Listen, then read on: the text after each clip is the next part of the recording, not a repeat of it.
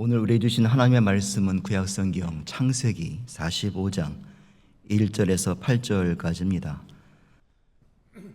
요셉이 시종하는 자들 앞에서 그 정을 억제하지 못하여 소리질러 모든 사람을 자기에게서 물러가라 하고 그 형제들에게 자기를 알리니 그때에 그와 함께 한 다른 사람이 없었더라.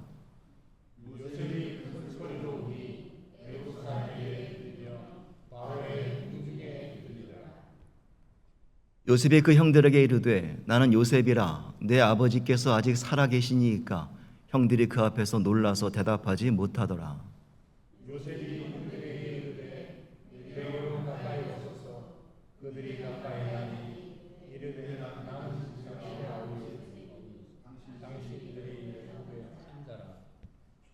당신들이 나를 이곳에 팔았다고 해서 근심하지 마소서, 한탄하지 마소서. 하나님의 생명을 구원하시려고 나를 당신들보다 먼저 보내셨나이다.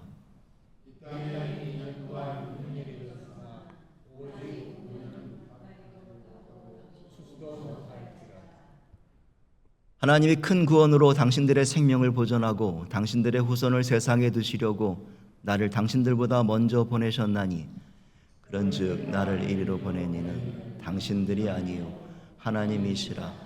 하나님이 나를 바로에게 아버지로 삼으시고 그 온 집의 주로 삼으시며 애굽 온 땅의 통치자로 삼으셨나이다.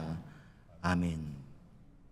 보니까 8.15 해방 후에 일본에서 한국으로 나와가지고 4년 후에 9살에 어머님과 언니 집에 다녀오다가 영도에 산다는 이모 집을 갔더니 이사를 했다고 해서 다시 돌아오는 도중에 영도 전차 종로에 채워졌다고. 하여튼 언니가 내리떼는 건 알거든요. 언니가 내리떼는 거 아는데 일본서 시집을 갔다 그래요. 그렇지요. 네, 네, 그랬는데 맞아. 그리고 나하고 같이 살던 언니만 그냥 둘만 알고 아니 언니가 저기 일본서 엄마가 어디 간다고 그랬지게 차표 사러 가는데 내가 쫓아가서 여기 이마를 유리를 다쳤죠. 그리고 그 맞아. 여기 흉터가 있는 거 보니까 이만이 맞는데 나는 김이고야. 그리고 우리가 살던 데 있잖아 일본에 일본 우리가 살던 데요. 거기 메타바로 우리가 살던 데에서 이렇게 보면은 이쪽으로 바른 쪽으로는 저기가 있지 철로길이 있고 철로길이 있고 또 왼쪽으로는 왜 벚꽃나무가 울창하게 학교 가는 길에 학교 가는 길이. 네, 그리고 그 옆에는 또 저기 사쿠라 있죠, 나무가 비행장. 많고 사쿠라 나무 비행장 많고 있죠? 비행장 있고. 네. 맞아. 한국에 맞아. 나와서 동생 맞아. 아이고, 많이 그래 불러보세요. 나도 얼마나 많이 자꾸 언니 진짜 언니야? 언니 진짜 언니냐고. 그래 언니다 진짜 언니다. 난 믿어지지가 않아. 진짜 동생이야. 내 동생이야. 맞다. 세상에 난 뭘 만날 줄 없다. 알았나. 이 세상에 왜 나를 이렇게 한스러운 사람을 만들어놨어 그래? 그렇게 말이라 그거는 뭐 내가 위에 안 오 세상이 그랬는데 네. 나도 그렇게 되고 싶어 됐나 이거 한스러운 야야. 이 사연을 누가 알아? 나도 얼마나 네가 만나고 싶은데. 누가 아냐고. 그러니까 해방 후에 헤어지셨군요. 예, 언니분. 맞습니다. 일본서 나왔어요. 네. 일본서 나와가지고 해방 후에 내가 조금 17살 때 살다가. 헤어졌는데 우르산에 사다가 네. 언니 집에 데리고 간다 하면서 데리고 간대 엄마가. 네. 그런데 뭐 동생은 안 데리고 오고 엄마 혼자 돌아오던데 그리고 동생이 왜 좀 그랬대요? 왜 그랬다 그러도 왜 엄마 그랬대? 아버지 다 돌아가시고 없는데 누구 가서 물어보노? 아 그때는 얘기 들었을 거 아니에요 그때는. 그래요. 누구인데 몇 개 낳다 가지 뭐 내가 왜 하노? 17살인데 천지로 일본말을 한국말을 할 줄 아나 뭐 하노? 세상에 사람이 그럴 수가 있어. 왜 나를 버리고 가 그래? 그래 내 이제 왜 원망해라. 버리고 가고 내 이제 40년간 원망해라 이렇게 그래. 나 혼자 살게 만들어 가진 학대를 다 받아가 왜 아이고 이 가슴에 세상에. 맺힌 한을 누구한테 말을 해? 그래 만나가지고 누가 누가? 나를 짓었던지 큰오빠를 짓었던지 안경 끄는 사람은 몰라 그 사연을.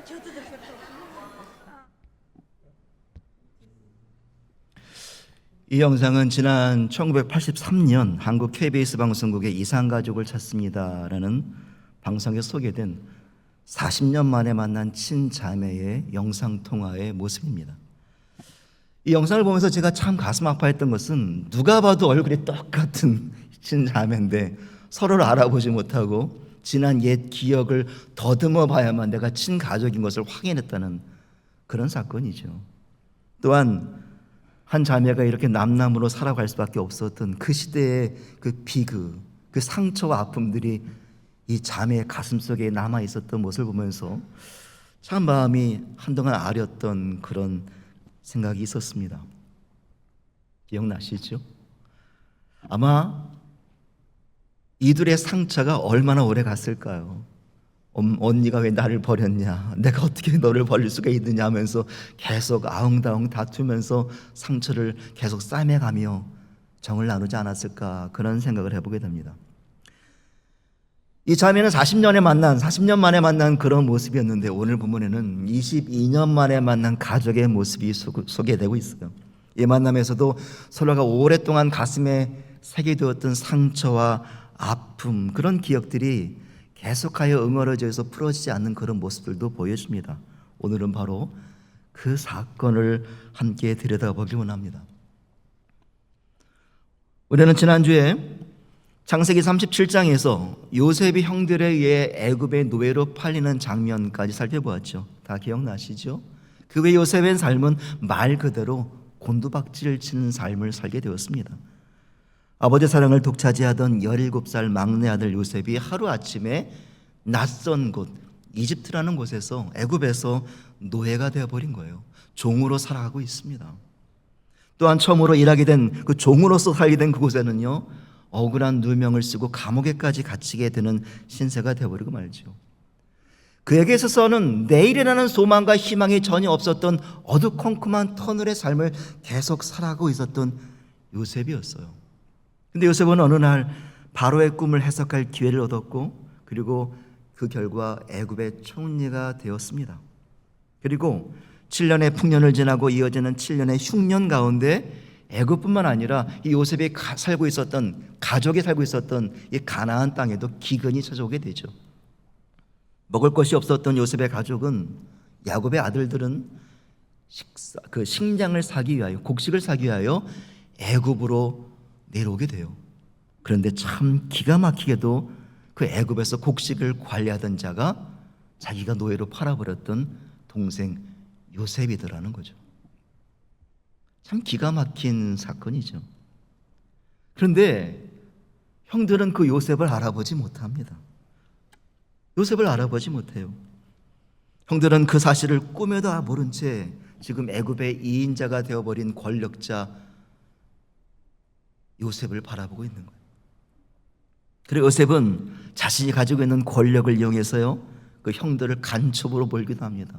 배신자로 몰기도 하고 도둑으로 누명을 씌우기도 합니다. 그리고 마침내는 동생 베냐민을 인질로 붙잡아서 내가 노예로 삼겠다 협박을 해버리고 말아요. 그런데 참 거기서 상상하지 못했던 일이 발생합니다. 자기 요셉을 노예로 팔아버렸던 형이 이번에는요, 동생 베냐민만큼은 안 된다, 내가 베냐민 대신 노예로 잡혀있을 테니 내 동생 베냐민을 좀 제발 놔주십시오, 이런 간청을 하게 되는 거죠. 그 순간 요셉의 마음속에 있었던 그 응어리들이 풀리면서 형들에게 자기 자신의 정체를 드러내는 내용이 바로 오늘 우리가 읽었던 창세기 45장의 본문 말씀입니다. 요셉은 신하들을 모두 물러가게 한 후에 큰 소리로 울면서, 형님, 내가 바로 형들이 노예로 팔아버렸던 그 요셉입니다, 자신을 소개하고 있어요. 형들이 얼마나 놀랐을까요? 얼마나 놀랐을까요? 아마도 헤어졌던 가족을 만났던 그 기쁨보다는 이제는 그 복수할 권력과 힘이 있었던 요셉이 너무나 두려웠을 거예요. 그에게 저지른 죄악이 있지 않습니까? 그런데 요셉의 입에서는 전혀 예상치 못했던 고백이 쏟아져 나옵니다. 우리 5절 말씀을 다시 한번 읽겠습니다. 당신들이 나를 이곳에 팔았다고 해서 근심하지 마소서, 한탄하지 마소서. 하나님이 생명을 구원하시려고 나를 당신들보다 먼저 보내셨나이다. 누가 봐도 억울한 그 복수심으로 가득 차 있어야 할 요셉에게 이런 고백이 나오더라는 거죠. 위로와 평안을 전하고 있어요. 근심하지 마세요, 형님들. 한탄하지 마세요. 어떻게 요셉에게 이런 고백이 나올 수 있을까요? 그것은 바로 요셉은 자기 삶을, 자기의 그 하루를, 자기의 오늘을 하나님이 주신 신앙 안에서 해석하는 관점이 있었기 때문에요. 자기의 삶을 다르게 바라봤기 때문입니다. 요셉은 인생을 해석하는 그 신앙의 눈이 열리면서 지난날에 쌓였던 그 억울했던 상처가 달리 해석되는 거죠. 나아가 내가 오늘 무엇을 해야 할지를 깨달은 요셉의 모습이 바로 이 고백에 담겨 있습니다. 오늘은 바로 이 요셉의 고백 속에 들어있는 그가 처한 현실을 해석하는 관점을 이 말씀을 통하여 살펴보면서 우리도 오늘을 이겨내는, 그토록 베푸시고 인도하시는 하나님의 은혜를 발견해 보려 합니다. 첫째로 신앙인의 삶을 해석하는 관점은 삶의 주어를 하나님으로 바꾸는 것입니다. 함께 따라 하시겠습니다. 삶의 주어를 하나님으로. 다시 한번 하겠습니다. 삶의 주어를 하나님으로. 오늘 보면 45장 5절부터 9절까지 보게 되면 요셉이 형들에게 자신의 정체를 소개하는 그런 장면이 나와요. 그런데 요셉의 말들을 하나하나 자세히 들여다보면 각 문장의 맨 앞에 등장하는 주어가 있어요. 완벽하게 동일합니다. 5절 하나님이 나를 보내셨나이다. 7절 하나님이 보내셨습니다. 8절 나를 보낸 이는 하나님이시라. 하나님이 내 애굽 온 땅의 통치자로 세우셨습니다. 9절 하나님이 나를 애굽 전국의 주로 세우셨나니. 요셉이 말한 그 어떤 문장에서도 내가라는 말로 시작하지 않습니다. 하나님이 하셨습니다. 하나님이 보내셨습니다. 하나님이 세우셨습니다. 요셉이 고백한 문장의 주어 하나님이라는 단어가 이 고백에 들어 있습니다. 요셉은 자신의 인생을 이끌어가던 그 주인이 하나님이셨다라는 확신이 있었다는 거예요. 애리존에 가면 우리가 무엇을 만나게 되냐면 끝없이 펼쳐진 거대한 협곡이 만들어진 그랜드 캐년이 있습니다. 거기에서 가장 많은 사람들이 내뱉는 말이 뭔지 아십니까? 우리가 쉽게 들을 수 있는 그 말이 무엇인 줄 아십니까? 바로 와우, 와우예요. 그 압도적인 대자연의 장관 앞에 서면 그 어떤 사람도 다른 말을 할 수 없다는 거예요. 그저 입을 벌린 채 와. 여러분은 어떤 고백을 하셨어요? 와우. 마태복음 8장에 보면 제자들이 예수님과 함께 배를 타고 갈릴리 호수를 건너다 큰 광풍을 만나게 되어 배가 침몰할 위기의 상황을 만나게 되는데 예수님이 바다와 바람을 꾸짖어 잠잠케 하십니다. 그때 제자들이 이런 고백을 하여 이가 어떠한 사람이기에 바람과 바다도 순종하는가? 여러분, 사람이 언제 진심으로 겸손해지는 줄 아십니까? 언제 꼬리를 내리고 고개가 숙여지고 어깨가 낮아지는 줄 아세요? 나라는 존재를 훨씬 뛰어넘는 초월적인 대상을 눈앞에서 직면할 때요. 내 자신의 능력과 상식을 뛰어넘는 초월적인 대상을 내가 경험할 때 내가 비로소 무릎이 꿇어집니다. 와, 대단하다. 그런데 바로 그 경이로운 존재를 실제로 경험한 자는요, 바로 그 순간 자신의 삶의 주인을 그 초월적인 대상으로 바꾸는 결단이 일어나요. 요셉의 삶이 바로 그러했습니다. 세상 부러울 것 없이 자기 뜻대로 자기 욕심대로 살아가던 그 17살짜리 소년이 하루아침에 노예로 팔리고 억울하게 감옥에 갇히는 절망의 밑바닥에 빠져 있었던 그때에 그가 무엇을 고백했습니까? 이제는 내 힘으로 할 수 있는 것이 아무것도 없구나. 철저한 한계 상황을 만나게 된 거죠. 내가 할 수 있는 것이 아무것도 없구나. 그런데 그 순간 역설적이게도 자신의 계획과 의지를 초월하며 일하시는 살아계신 하나님을 만나게 된 것이죠. 아, 내 인생이 뜻대로 되는 것은 아무것도 없었구나. 하나님이 이끌어 주시지 않는다면 단 한순간도 살 수가 없구나. 이 사실을 깨달은 요셉은 자기의 인생의 주어를 내가가 아니라 하나님이라고 바뀌는 결단이 일어났다는 거예요. 여러분 생각해 보세요. 삶의 주어가 나인 사람은 평생을 불안과 염려 속에 살아갑니다. 왜냐하면 나라는 존재가 너무나 불안전하기 때문이에요. 여러분의 하루하루를 한번 돌아보세요. 내 실력이 휘청이고 내 능력이 부족하면 나라는 존재 자체가 너무나 무너지는 듯한 느낌을 받게 돼요. 내 연약함 때문에 하루에도 몇 번씩 마음이 요동칩니다. 심지어 타인의 지나가는 말 한마디에도 작은 평가 하나도 밤잠을 이루지 못하는 그런 연약함이, 그런 상처를 받는 모습이 저와 여러분의 모습이지 않습니까? 하지만 삶의 주어가 하나님이라고 바뀐 성도는 담대해집니다. 내 인생을 이끄시는 분도 하나님이시고 내 가정을 책임지시는 분도 하나님이시며 오늘 내가 흘리는 눈물과 아픔 속에서도 나를 붙드시고 다듬어 가시는 분도 이 온 우주와 만물을 창조하신 그 하나님이시기 때문이에요. 여러분, 믿음으로 고백하십시오. 누가 우리의 인생을 주관하고 이끌어 가십니까? 정답이 쓰여 있습니다. 다시 한번 해볼까요? 누가 우리의 인생을 주관하고 이끌어 가십니까? 하나님이. 누가 절망의 구덩이에서 나를 건지시고 책임지십니까? 하나님이. 누가 내 꺾인 마음을 만지시고 연약한 삶을 다듬어 가십니까? 하나님이. 믿으십니까? 이 고백이 내 앞에서, 내 마음속에서 선명해질 때 우리는 오늘 나에게 이루어진 이 인생을, 하루하루를 다르게 보기 시작하는 거예요. 하나님이 불완전한 나 때문이 아니라 전능하신 하나님 때문에 오늘 하루를 담대하게 살아갈 수 있는 고백이에요. 하나님이. 이 놀라운 믿음의 선포가 우리 모두의 삶에 날마다 넘쳐나시기를 간절히 축원합니다. 둘째로, 우리가 가져야 할 삶을 해석하는 관점은 내가 서 있는 자리를 하나님께서 보내신 자리로 받아들이는 것입니다. 함께 따라 하시겠습니다. 하나님이 나를 보내셨다. 한 번 더 고백합니다. 하나님이 나를 보내셨다. 요셉의 고백에 담겨있는 5절 말씀을 다시 한번 보세요. 이 말씀을 보시면 인생의 주어가 되시는 하나님이 요셉의 삶을 어떻게 이끌어 오셨는지가 분명하게 보여집니다.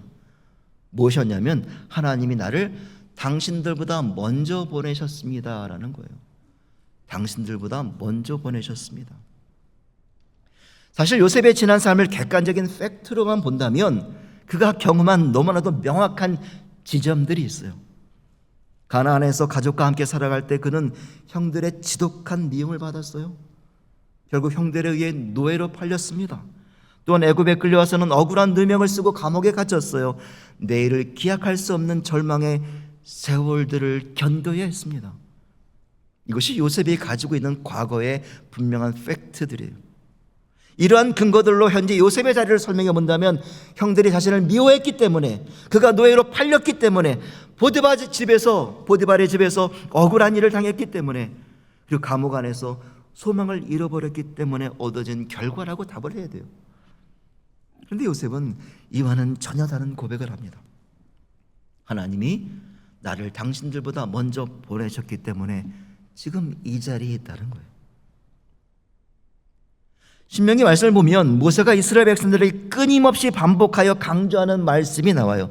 내 하나님 여호와께서 이 40년 동안에 내게 광야 길을 걷게 하신 것을 기억하라. 왜냐하면 그들이 광야를 지나면서 겪었던 그 혹독하고 고통스러운 역사 속에 무엇이 있었습니까? 하나님의 인도하심이 들어있기 때문이에요. 우리는 오늘이라는 삶의 현장에서 하나님의 섭리를 바로 발견하기가 참 어렵습니다. 그 이유는 하나님은 시작과 끝을 하시고 거대한 은혜의 완성작을 그려가시지만 우리는 당장 내 눈앞에 닥친 문제, 오늘 당장 해결해야 되는 이 답답한 상황이라는 극히 작은 일부분만 바라보기 때문이에요.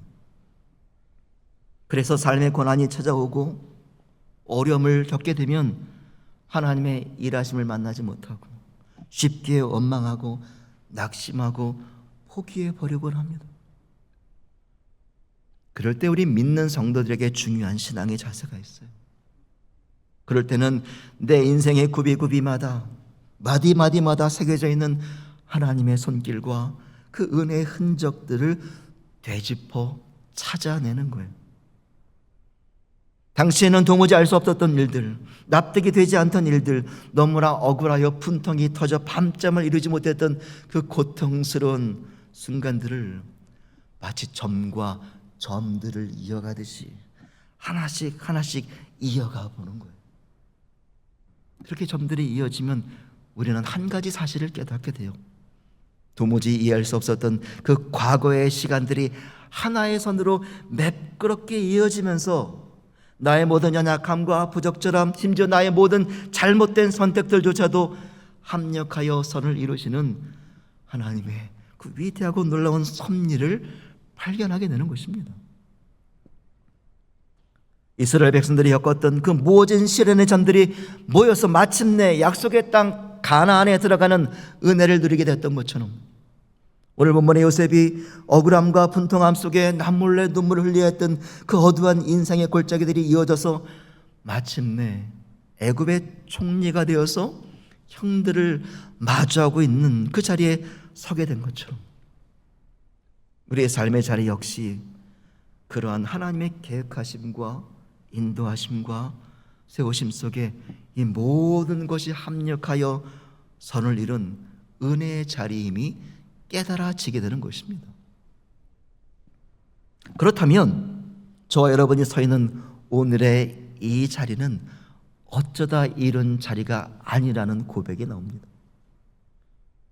누군가에게는 지독하게 피하고 싶은 가정일 수 있고, 누군가에게는 하루도 견디기 힘든 피곤한 일터일 수 있으며, 누군가에게는 깊은 낙심이 찾아온 삶의 현장에 지금 서 있을 수 있는지 모르지만, 그것은, 내가 서 있는 그 자리는 우리를 향하신, 또 우리를 위하여 허락하신 하나님의 놀랍고도 경이로운 섭리 가운데 주어진 삶의 자리라는 거예요.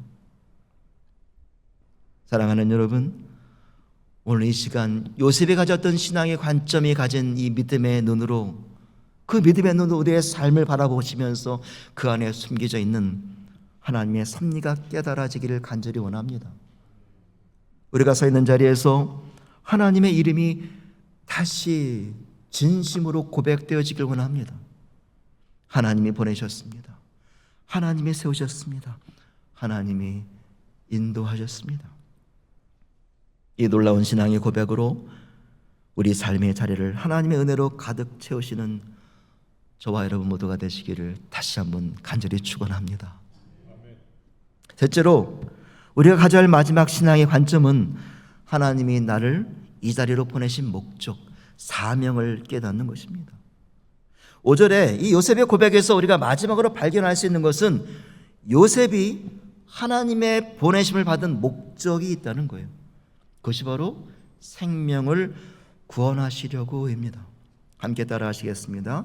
생명을 구원하시려고. 한 번 더 합니다. 생명을 구원하시려고.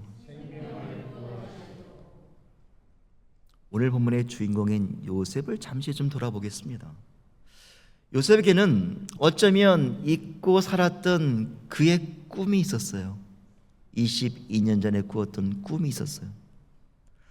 창세기 37장에 보게 되면 두 가지 꿈이 소개되는데, 하나는 들에서 형들의 곡식단이 자신의 곡식단에게 절을 하는 꿈이었어요.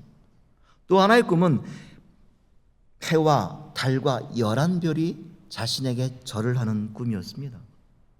아마도 17살의 요셉에게 있었던 그 꿈은 요셉의 그 당시는 그 의미를 알지 못하는 꿈이었을 거예요.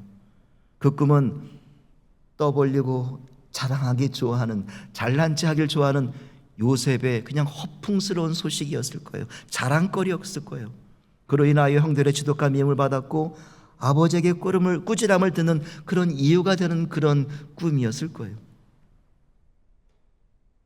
그런데 22년이 지난 어느 날, 그 어릴 적 꿈을 꾸었던, 그의 마음속에 어렴풋이 남아있던 그 조롱받던 그 꿈이 완벽하게 이루어진 현실을 만나게 된 거죠. 거기서 요셉은 그 꿈을 꾸게 하시고 오랜 시간 걸쳐 완성시킨 하나님의 계획이 깨달아지면서 그가 애굽의 총리가 된 목적을 발견하게 됩니다. 예전에 2000년대 초반에 그 세들백 교회 리고렌 목사가 쓴 The Purpose Driven Life, 한국어 번역으로는 목적이 이끄는 삶이라는 책이 참 인기가 있었어요. 전 세계적으로 폭발적인 영향을 끼쳤던 그런 책입니다. 아마 여러분들도 많이 들어보시고 접해보신 분들도 많으실 거예요. 저도 목회하면서 이 책을 성경 교재로 많이 사용했던 그런 기억이 있습니다. 근데 이 책의 서두에는 이런 질문이 들어있어요. 나는 왜 이 세상에 존재하는가? 나는 왜 이 세상에 존재하는가? 이 책에서는 내가 세상에 존재하는 이유가 다 목적이 있기 때문이라는 거예요. 우리가 이 땅에 창조되어 살아가는 이유와 목적이 있기 때문이다. 그렇기 때문에 우리가 그 목적을 깨닫고 그 목적대로 살아갈 때 우리의 인생의 방향이 명확해진다. 그리고 나는 가장 가치 있는 삶을 살게 된다. 이것이 바로 이 책이 말하고 있는 주제입니다. 목적이 이끄는 삶. 굉장히 철학적으로 들리긴 합니다만 사실 이것은요, 우리의 가장 본질적인 신앙의 질문이에요. 나는 이 세상에 왜 존재하는가? 나는 왜 이 세상에 존재하는가? 이 질문을 우리의 삶의 자리로 가져오면 이런 질문으로 바꿔볼 수가 있어요. 하나님, 왜 저를 이 가정에 두셨습니까? 하나님, 왜 저를 이 일터에 보내셨습니까? 하나님, 왜 지금 이 교회에서 이 교우들을 만나게 하십니까? 그리고 이 모든 질문들을 하나로 모아보면 이 질문으로 결론 지어져요. 하나님, 제가 이 자리에서 감당해야 할 사명이 무엇입니까?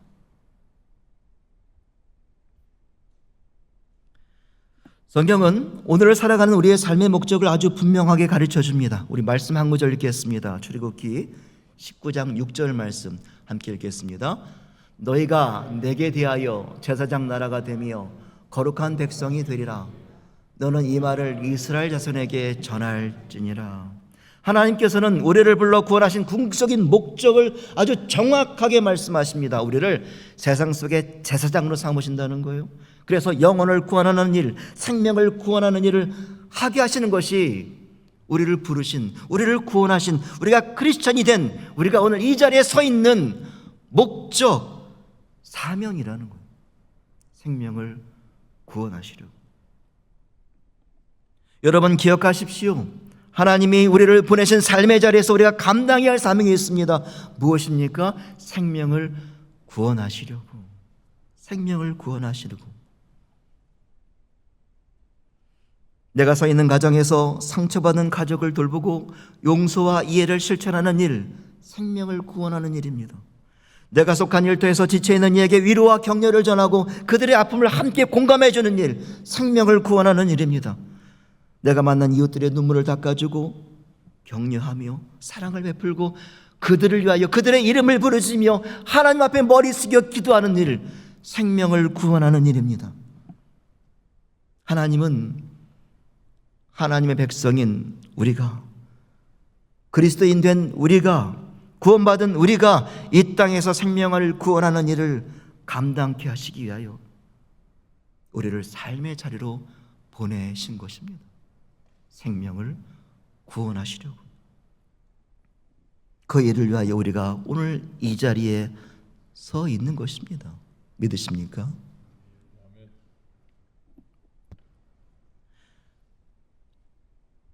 제 아내가 요즘 버릇이 하나 생겼어요. 습관인데요. TV를 틀어놓고 잠을 자요. 새벽에 일을 나가니까 어쩔 수 없긴 한데 제가 설교를 준비하게 되면 그 옆에서 TV를 보는데 TV 리모컨도 안 주고 손에 꼭 붙들고 잠을 잡니다. 근데 어느 날은 요즘 간증을 이렇게 많이 듣더라고요. 그 신앙 간증을 많이 보는데 또 붙들고 자는 거예요.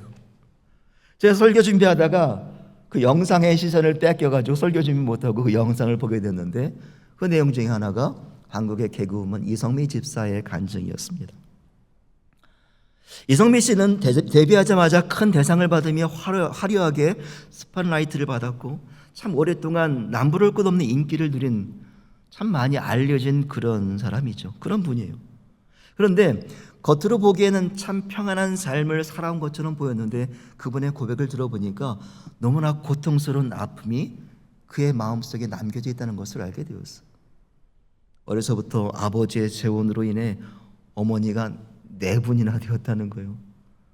이분은 한 번도 생모가 지어준 밥을 한 숟갈도 먹어본 적이 없다는 겁니다. 또한 배다른 남매들과 살면서 겪었던 불화, 그리고 그 상처 속에서 자살을 결심했던 일들도 함께 소개하고 있었어요. 그런데 하나님을 알게 되고 신앙이 되면서 깨달은 것이 하나가 있었는데, 자신이 겪었던 그 모진 과거의 아픔의 흔적들 때문에 지금 힘들어하고 고통스러워하는 동료 연예인들의 상처와 아픔들이 보이더라는 거예요. 내가 아파봤기 때문에, 내가 경험했기 때문에. 우울증을 겪는 이들, 관계의 상처를 가진 이들, 가정의 불화로 어려움을 겪는 이들과 자신의 아픔을 공유하면서 더 쉽게 접근하고 이해하고 위로하고 보듬어 줄 수 있는 기회가 열리더라는 거예요. 그래서 지금은 자신의 자리에서 동료 연예인들을 위해 기도하는 사명을 감당하고 있다는 그런 간증의 고백이 나왔습니다. 우리가 신앙인으로 살아간다는 것은 바로 이것입니다. 우리의 하루하루를 신앙인의 관점으로 살펴보고 해석할 때 비록 어쩌면 상처받은 나약하고 연약한 삶이지만, 그런 삶을 살아왔지만 그 모든 내 인생을 이끄시는 하나님의 놀라운 거대한 섭리가 발견되는 것이죠. 그로 인해 세워진 지금의 내 삶의 자리에서 생명을 구원하는 사명을 담대하게 감당하게 되는 것, 이것이죠. 왜냐하면 하나님이 이끄시는 삶, 하나님이 주인인 삶을 이제부터는 내가 살아가게 되기 때문이에요. 이 한 주간 여러분의 하루하루를 요셉이 가지고 있는 이 신앙의 관점으로 바라보시면서 하나님이 나를 위해 일하셨음을, 또 일하고 계심을 수없이 많이 경험하시고, 그리고 우리가 서 있는 삶의 자리에서 맡겨진 사명을 담대하게 감당하시는 능력의 그리스도인들이 되시기를 간절히 축원합니다.